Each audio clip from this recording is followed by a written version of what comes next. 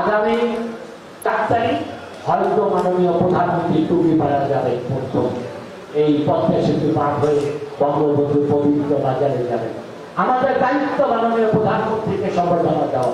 প্রসারের সাথে আত্মার মধ্যে এই রাস্তার 2 পাশে আমার বিশ্বাস শিলচরের মানুষ যাবে এবং মাননীয় প্রধানমন্ত্রী আমাদেরকে ভালোবাসা দিয়েছে, আমাদেরকে বিশ্বাস করেছে, আমাদের উপর যে আস্থা রেখেছেন, আমাদের যে পদ্মার ব্রিজ দিয়ে উনি রিনি করে দিয়েছেন, তার প্রতিটা আগমনে একটু একটু করে ইনশাআল্লাহ তার দিন আমরা শোধ করবো।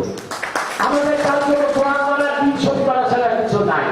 কারণ তিনি যা দিয়েছেন এটা আমরা স্বপ্নেও দেখি নাই। আমাদের অর্থনৈতিক মুক্তির সেতু, পদ্মার সেতু।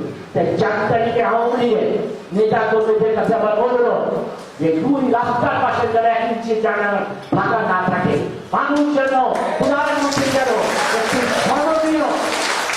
একটি স্মরণীয় সম্বর্ধনা এখান থেকে পায়।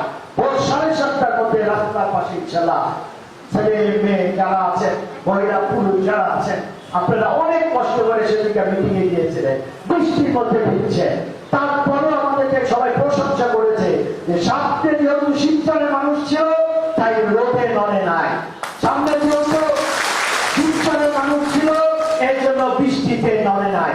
এই যে আমাদের স্বীকৃতি, এইটা আমাদের সম্মান, এই সম্মান আপনারা ধরে রাখবেন। আমি মাননীয় মন্ত্রীকে তার বক্তব্য দেওয়া আহ্বান দিয়ে আমি আমার বক্তব্য শেষ করলাম। জয় বাংলা, জয়।